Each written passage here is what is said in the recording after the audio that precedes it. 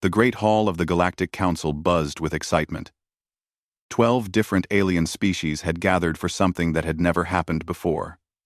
They were about to invite a new species to join them. This species was special because they had not yet learned to travel faster than light. They were called humans, and they lived on a small blue planet called Earth. Ambassador Veltar stood tall on his 6 legs. His warrior race, the Zephyrians, had sharp teeth and scales that glowed red when they were excited. Today, his scales were very bright. He had waited 300 years for this moment. Finally, we welcome new blood to our council, Veltar said, his voice deep and strong. These humans show promise. Their radio signals have reached us for 50 years now. They make music, tell stories, and even send messages to space, hoping someone will hear them. Scholar MX Quinn floated nearby in a bubble of blue light. The Kytherians looked like tall, thin beings made of silver light. They could read minds and share thoughts without speaking. MX Quinn's thoughts sparkled with joy as they spoke. I have studied their broadcasts, MX Quinn said. They create art, explore science, and dream of meeting other life forms. Most young species do this when they are ready to join the galaxy. When we contacted the Vorthan Empire 400 years ago, they answered us within hours.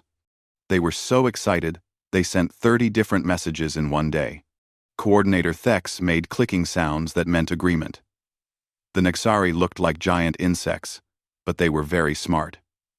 All Nexari shared one mind, so when one of them learned something, they all knew it. Thex's antenna moved as they remembered the past.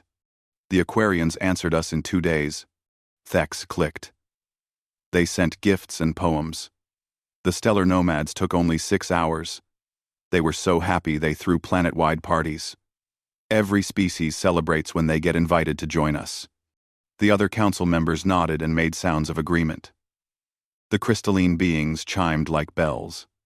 The gas dwellers swirled in happy patterns. The plant people rustled their leaves with joy. Everyone was excited to meet the humans. Elder Korth, the oldest member of the council, raised one of his 4 arms for silence. He was from the first species to create the council 1,000 years ago. His people, the ancients, looked like tall, wise owls with golden feathers. We have watched Earth for 50 years, Elder Korth said in his calm voice. We have seen humans grow and learn. They have stopped fighting big wars. They work together to solve problems. They take care of sick people and help those who need food. They are kind to animals and try to protect their planet. These are good signs. Yes, agreed Ambassador Veltar, and they are brave. They send small ships into space even though they cannot travel far. They are not afraid to explore. My people respect courage like this. Scholar MX Quinn's light grew brighter. They also think in ways that surprise us. Their scientists ask questions we never thought of. Their artists create beauty from simple things. They will bring fresh ideas to our council. Captain Zoran of the Star Swimmers splashed in his water tank. His people looked like dolphins but with arms and hands. They care for their oceans and the life in them, he said. Any species that protects water and the creatures in it has wisdom. The council had been planning this invitation for many years. They had watched humans land on their moon, send machines to other planets, and build stations in space. They had listened to human music, watched their movies, and read their books. Everything told them that humans were ready. I have prepared the message, said Scribe Yelan. Her people, the memory keepers, never forgot anything. They had long, graceful necks and could write in any language. The message explains who we are and invites them to join us.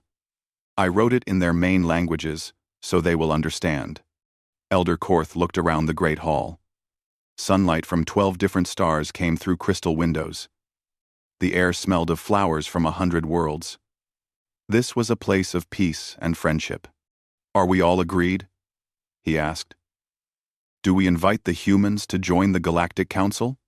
Every member of every species said yes. Some roared, some sang, some chimed, and some made clicking sounds. But they all agreed. Scribe Yilan activated the great transmitter. The message would travel through space faster than light, using technology that bent the rules of distance and time. In minutes, it would reach Earth. People of Earth, the message began. We are the Galactic Council, friends from the stars. We have watched your world with great interest and joy. Your kindness, creativity, and courage have impressed us all. We invite you to join our family of worlds. You will learn from us, and we will learn from you. Together, we will explore the wonders of space and help each other grow. We wait for your answer with excited hearts. The message was sent with coordinates for reply, translation help, and basic information about the 12 council species. It included pictures, music, and mathematical formulas to show that it was real. As the message traveled toward Earth, the council members began to celebrate. They shared foods from their worlds and told stories about their own first contact with the council. The Aquarians brought water songs. The plant people offered sweet fruits. The gas dwellers created beautiful light shows. How long do you think they will take to answer? Asked young apprentice Zala. She was learning to be a diplomat and had never seen a first contact before. Ambassador Veltar laughed, a sound like distant thunder. My people answered in 4 hours. We are not patient beings. But we were so honored and excited. The Vorthan answered fast because they are proud, said Mix Quinn. They wanted to show they were worthy. Most species answer within days. Coordinator Thex clicked thoughtfully. Some take a week to decide among themselves. But never longer. This is too great an honor to delay. I will start the betting pool, announced Captain Zoran with a splash. Who thinks the humans will answer in 1 day? 2 days? 3? Many council members placed friendly bets. Most thought humans would answer within 2 or 3 days. A few thought it might take a week for them to decide, as a species. Elder Korth smiled as he watched the younger members celebrate. He remembered his own species' joy when they first learned they were not alone in the galaxy. Soon, the humans would feel that same wonderful shock and happiness. The great transmitter was set to watch for any signal from Earth.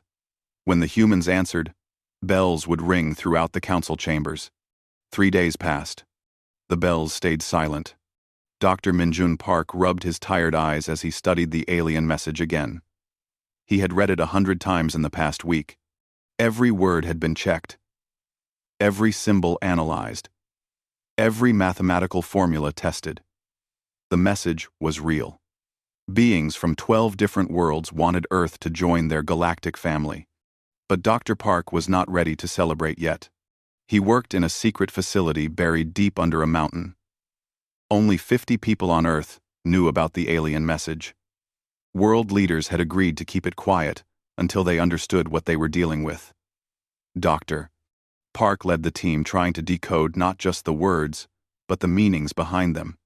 Anything new in the analysis? Asked Captain So-Young Kim as she entered the secure room. She commanded Earth's deep space monitoring station and had been tracking alien signals for years. The language is friendly, Dr. Park said carefully.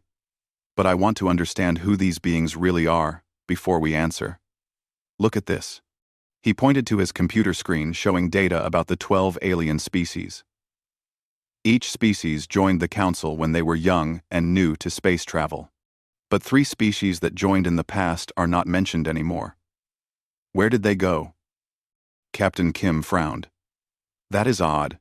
Did they leave the council? I don't know. The message doesn't say. We need more information before Earth makes any decision. High above in orbit, Admiral J-Ho Lee studied reports from around the world. Every radio telescope on Earth was listening for more alien signals. Satellites watched for ships that might be coming. The military was ready, but hidden. To any aliens watching, Earth would look normal. Meanwhile, in the Galactic Council chambers far across the galaxy, confusion was growing. Still no answer from Earth, reported Scribe Yilan. It has been 7 days. Ambassador Veltar paced on his 6 legs, his red scales now showing orange patches of worry. This is strange. When we contacted my people long ago, we answered the same day.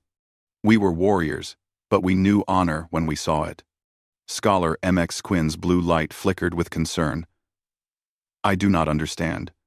My people can feel emotions across space. When we were contacted, our joy reached the council before our words did. But I sense nothing from Earth. Are they not excited? The worry was spreading to other council members. Some began to wonder if something was wrong.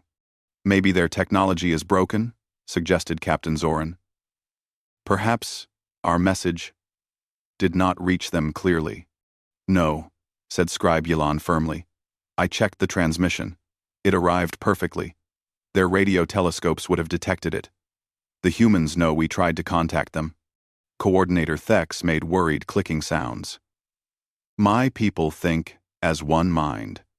When we received our invitation, every Nixari on our world knew instantly. We answered in hours because we all agreed together. Maybe humans think differently and need more time. Elder Korth remained calm, but his golden feathers were dulled with thought. In 1,000 years of the Council, no species has taken this long to respond. Most are excited. Some are scared at first. But they still answer quickly. This silence is new. Ambassador Veltar stopped pacing and fixed his fierce eyes on the other council members. What if they do not want to join us? What if these humans think they are too good for our council?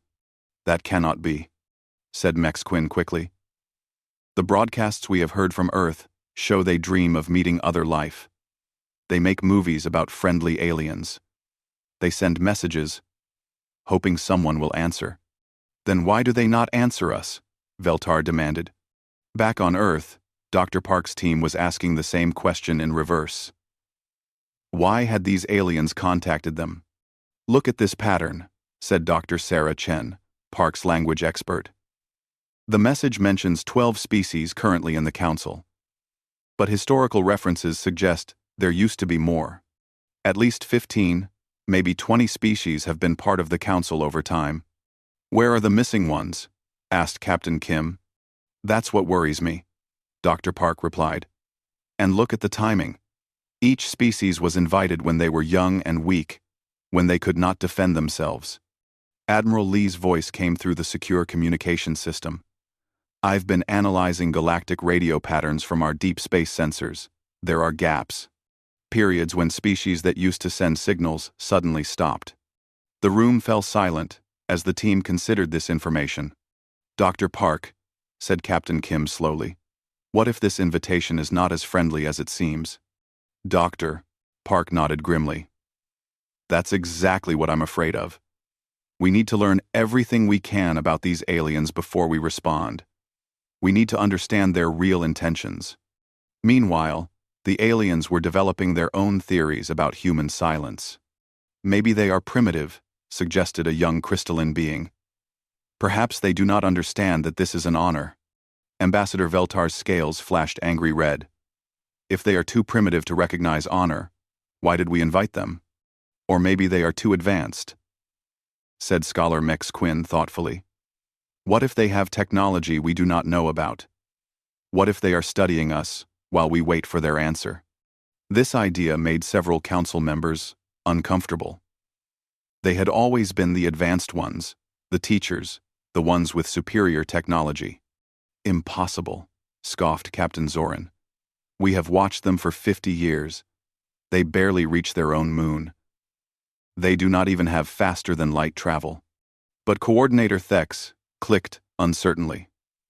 Sometimes the most dangerous species are the quiet ones, the ones who watch and think before they act. Elder Korth raised a hand for silence.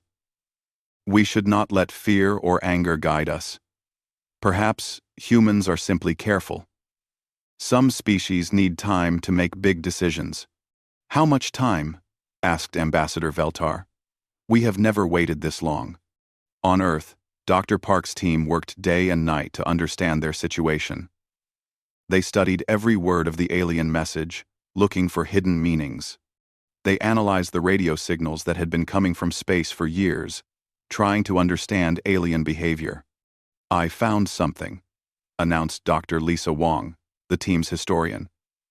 Radio signals from the 3 missing species. They were active for about 50 years after joining the Council.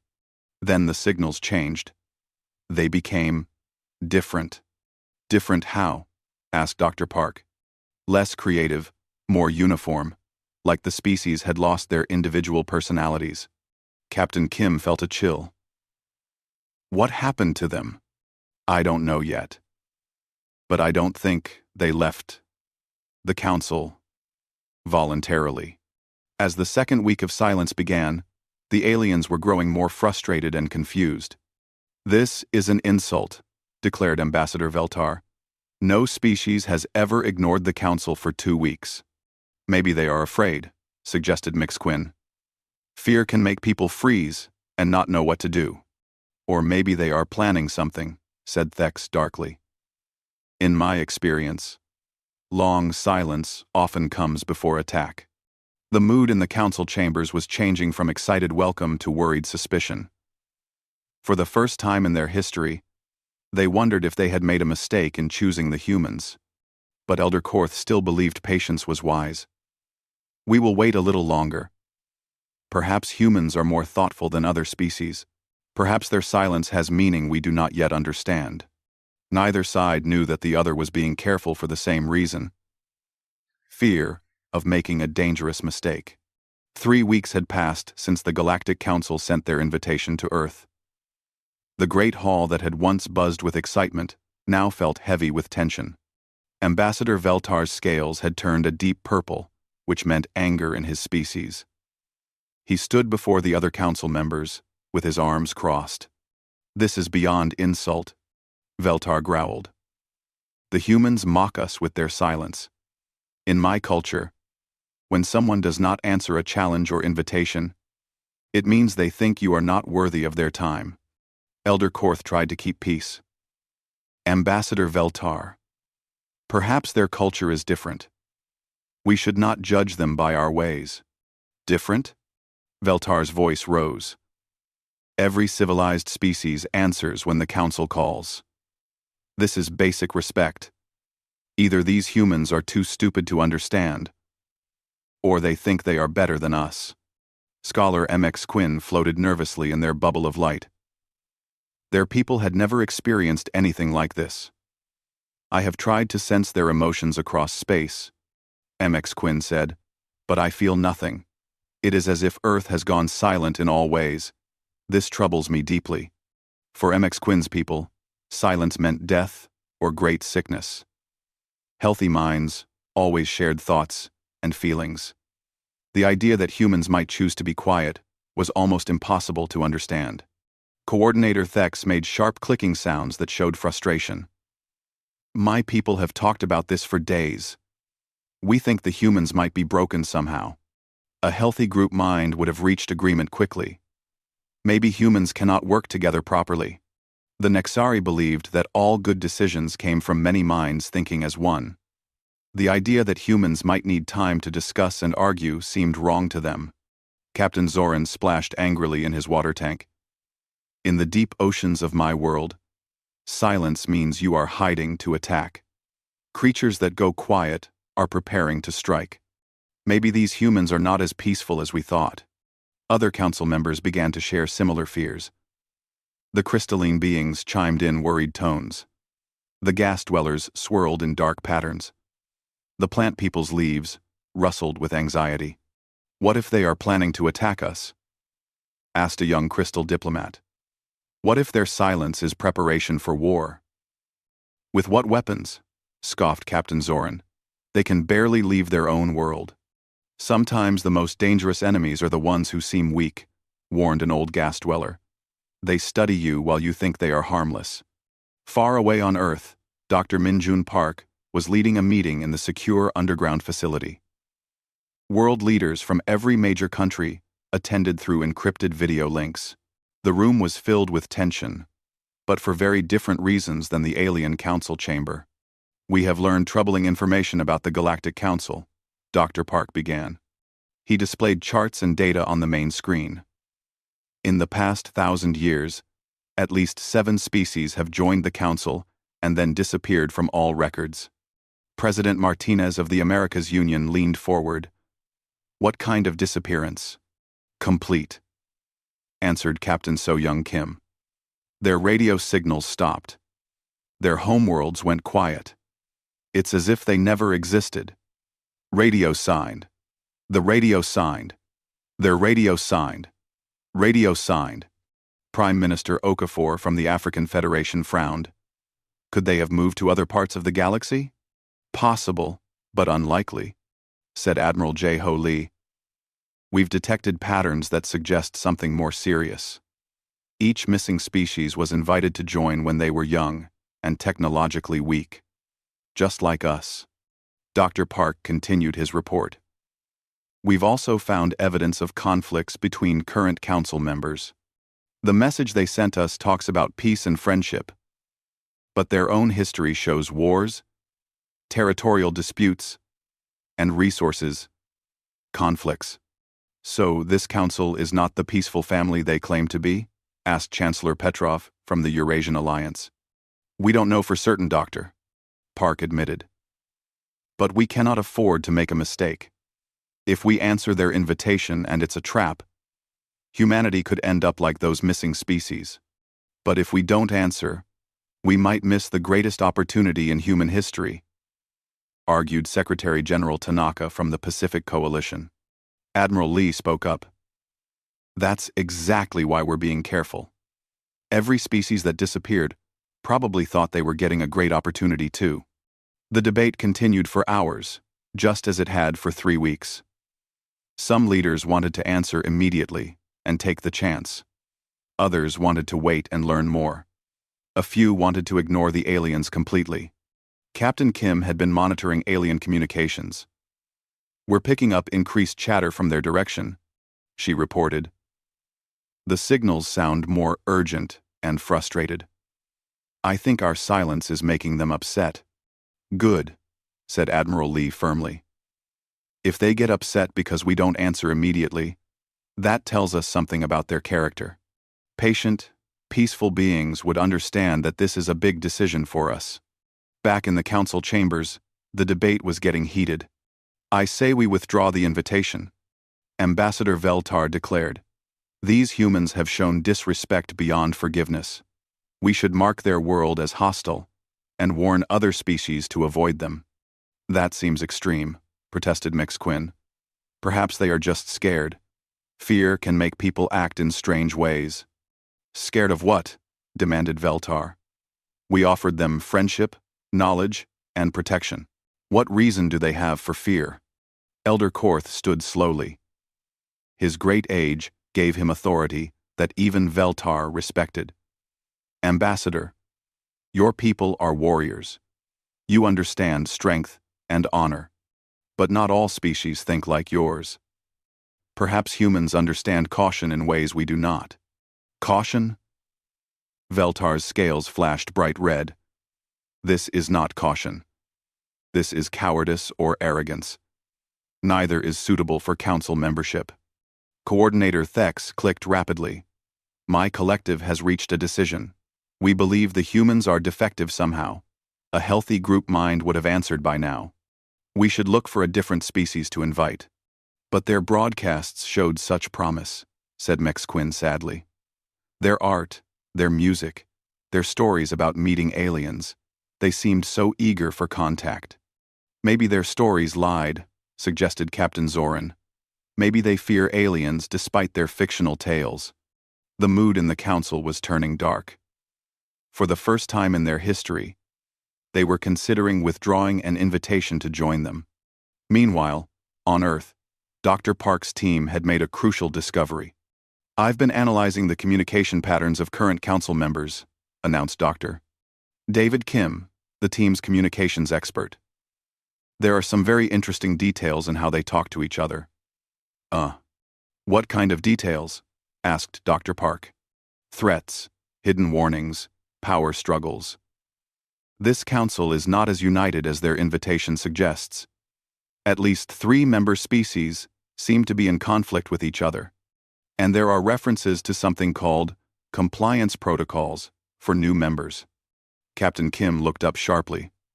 Compliance protocols? Rules that new species must follow. Restrictions on their behavior, their technology, even their culture. It looks like joining the council means giving up a lot of independence. Dr. Park felt a chill. So the missing species might not have disappeared. They might have been changed, forced to become something different, agreed Dr. Kim. Something that fits the council's idea of how species should behave. Admiral Lee's voice came through the communication system. This confirms our decision to wait. We need to understand exactly what we would be agreeing to before we answer.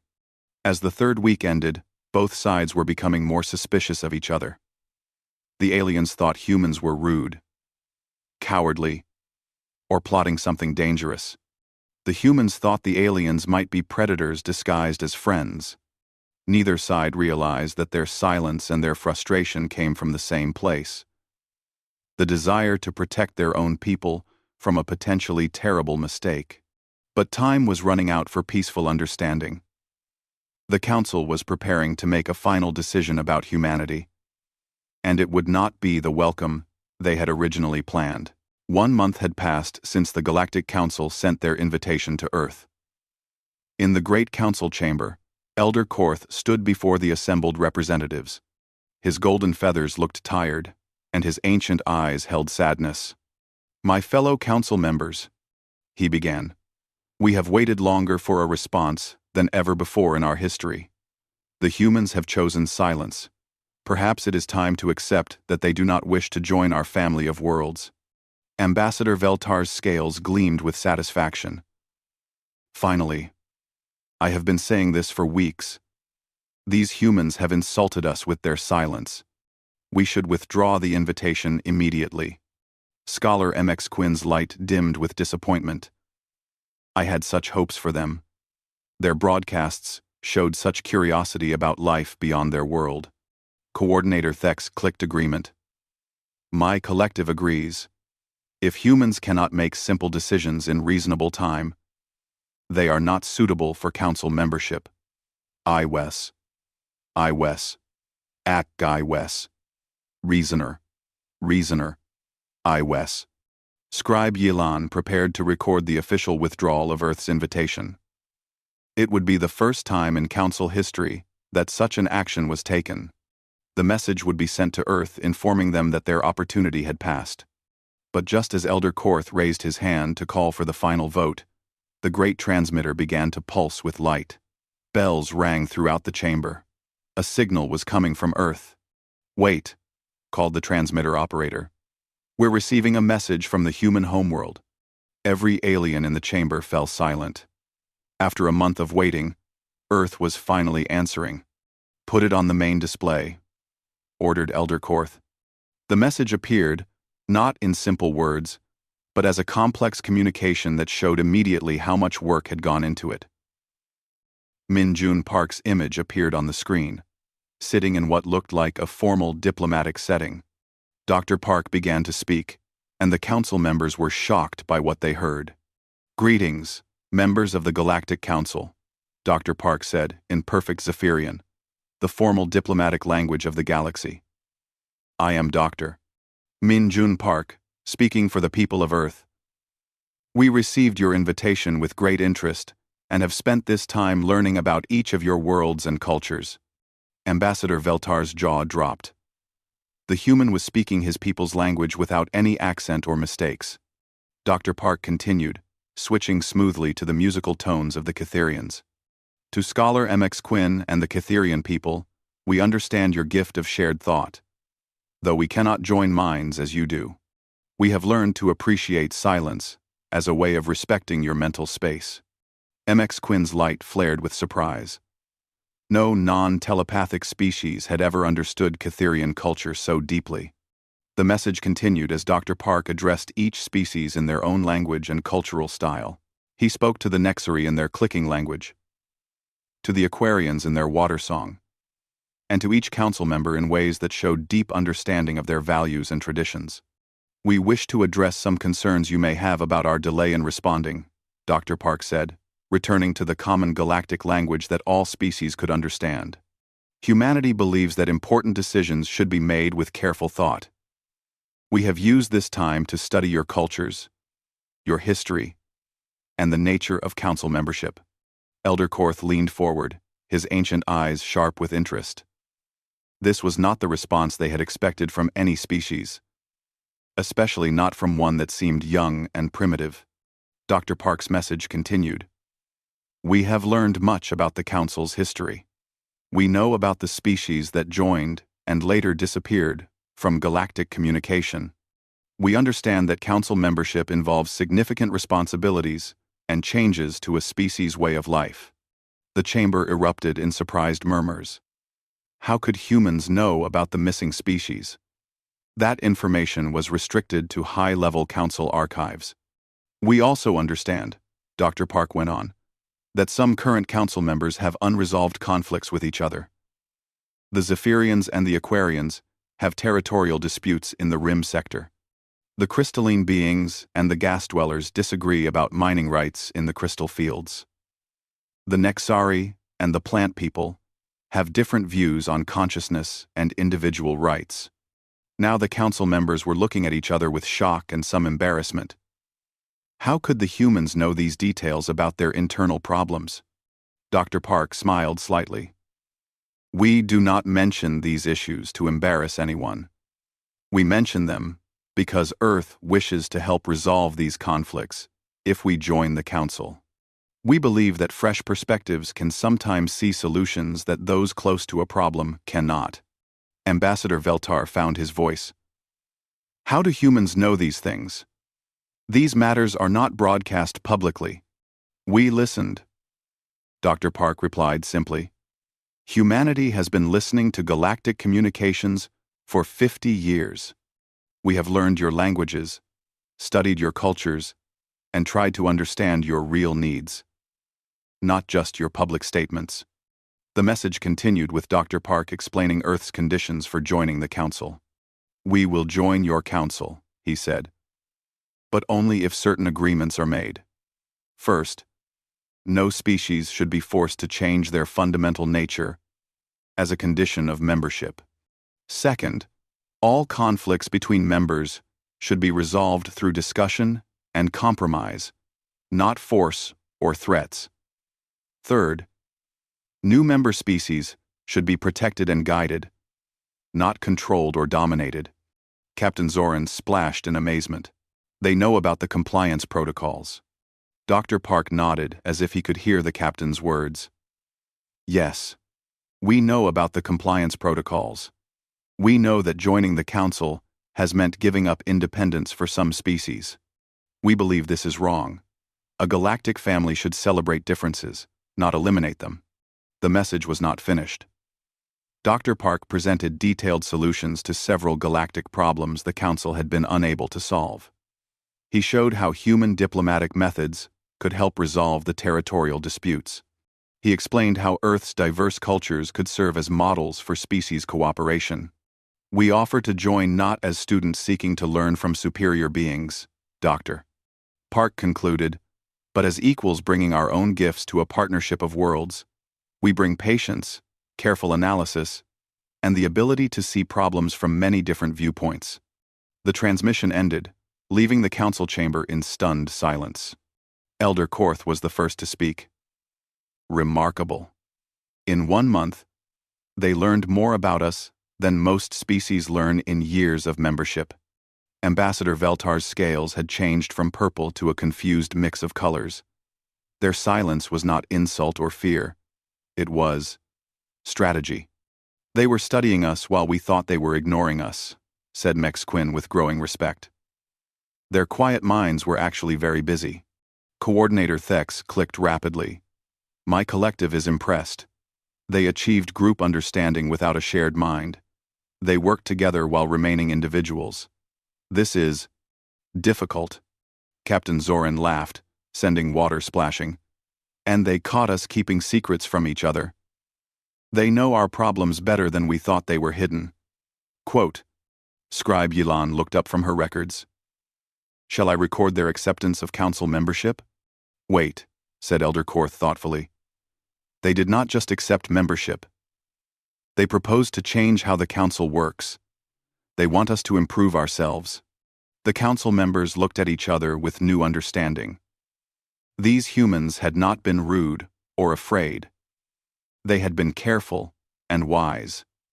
Their month of silence had revealed wisdom that the council desperately needed. Perhaps, said Elder Korth slowly, we should not just welcome them as new members. Perhaps we should ask them to help us become a better council. For the first time in council history, they realized that the species they had invited might have more to teach them than they had to offer in return. 6 months later, the Galactic Council chamber looked different. The formal, rigid seating arrangements had been replaced with circular discussion areas where different species could interact more easily. The harsh lighting had been softened to make it comfortable for all types of vision. Most importantly, the atmosphere had changed from one of ancient tradition to active cooperation. Dr. Minjun Park stood at the center of the main circle, wearing the simple blue uniform that Earth had chosen for its council representatives. Around him sat Captain So-Young Kim and Admiral Jae-Ho Lee, along with representatives from all 12 original council species. But today was special. They were welcoming another new member to their galactic family. The Dendarian delegation has arrived, announced Scribe Yilan. Their ship is requesting permission to dock. The Dendarians were a peaceful, tree-like species who had just developed space travel. Like humans 6 months ago, they had received an invitation to join the council. But unlike the old days, the process was now very different. Remember, Dr. Park said gently to the assembled council members, we give them time to observe and learn. No pressure for quick answers. No assumptions about what they should do. Ambassador Veltar nodded, his scales showing calm green colors. The proud Zephyrian had learned much about patience in recent months. I still think you humans were wise to make us wait, he admitted. It taught me that strength includes knowing when not to rush. The Dendarian representatives entered the chamber slowly, their bark-like skin rustling softly as they moved. They looked around with large, wise eyes that took in everything. Doctor. Park could see they were nervous but curious.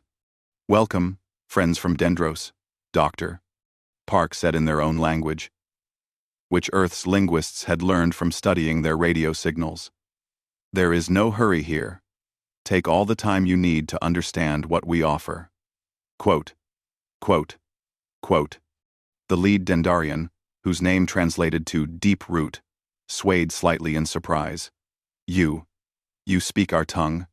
We have been listening to your broadcasts for several years, explained Captain Kim. We believe it is important to understand each other before making big decisions. Scholar Mixquin floated nearby, their light soft and welcoming. The humans taught us that patience creates better friendships than hurry. They said, we no longer expect quick answers to important questions. Deep Root and his companions looked amazed. Every story they had heard about galactic contact involved immediate pressure to accept or reject membership. You may stay as long as you wish, said Elder Korth. Visit our worlds. Meet our people. See how the council really works.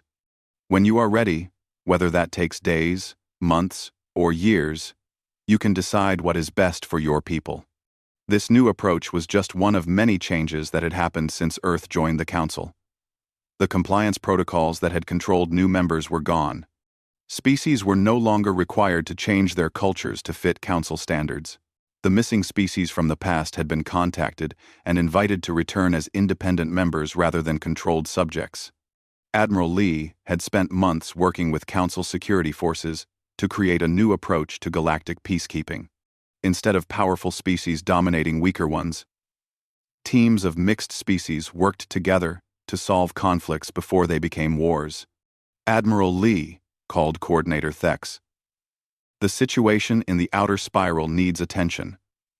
Two species are arguing over mining rights again. Admiral Lee nodded. Captain Kim, prepare Team 7 for deployment.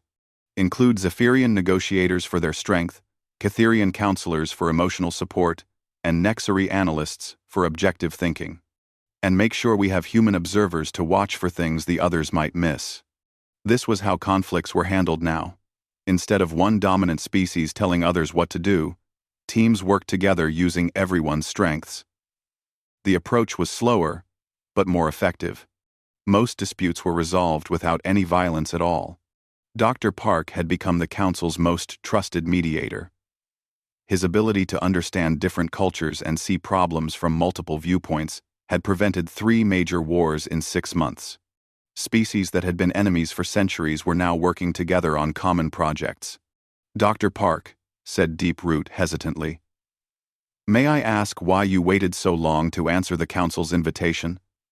Other species tell us you took a full month. Dr. Park smiled. We wanted to understand what we were agreeing to before we made promises we might not be able to keep. We also wanted to be sure we could contribute something valuable to the Council, not just take benefits for ourselves. And what did you contribute? Asked another Dendarian. Captain Kim answered. We brought the idea that different viewpoints make better decisions than single viewpoints. We showed that careful observation reveals truth that quick action might miss. Most importantly, we proved that strength comes from protecting others, not from controlling them. The changes in the Council went beyond just politics and diplomacy. The sharing of knowledge had become truly mutual. Human scientists worked with alien researchers to solve problems that neither could handle alone. Human artists collaborated with alien creators to make new forms of beauty that combined the best of many cultures.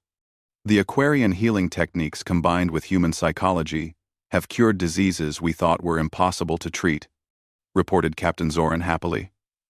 My people's water songs now help humans with stress, while human meditation helps my people find inner peace. Even Ambassador Veltar had benefited from the changes.